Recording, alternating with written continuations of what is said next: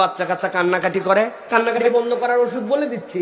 কান্নাকাটি আর করবে না, আজকে রাত্রেই শেষ কান্না। বলবো আর কোনোদিন কানবে না আপনার বাচ্চা। মায়েরা শোনেন, 3টা আমল।